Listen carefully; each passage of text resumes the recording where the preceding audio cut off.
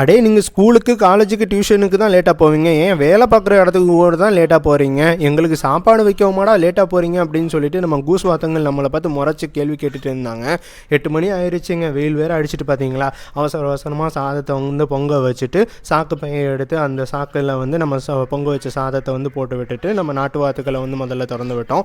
அவசரமாக எல்லோரும் வந்து செம பசியில் இருந்திருப்பாங்க போல். சாப்பிடுவாங்கன்னு பார்த்தா கோழிங்கள் திண்டுட்டு இருக்கக்கூடிய குரோயருங்கிற அந்த கோழி தீவனத்தை போய் ஆட்டையை போட்டு சாப்பிட போயிட்டாங்க நம்ம நாட்டு வாத்துகள். ஒரு பக்கம் பார்த்திங்கன்னா சில பேர் வந்து நல்லா தண்ணியில் போய் குளிக்க போயிட்டாங்க.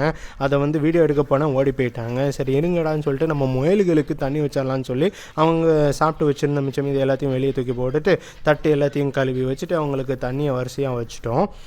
அடுத்ததான் நம்ம கிண்ணி கோழிகள் மண்ணில் வாத்துகள் என்ன செய்கிறாங்கன்னு சொல்லிட்டு கூண்டை போய் ஓப்பன் பண்ணி பார்த்தேன். எல்லோரும் குடுக்குடுன்னு ஓடி வந்து சாப்பிட போயிட்டாங்க.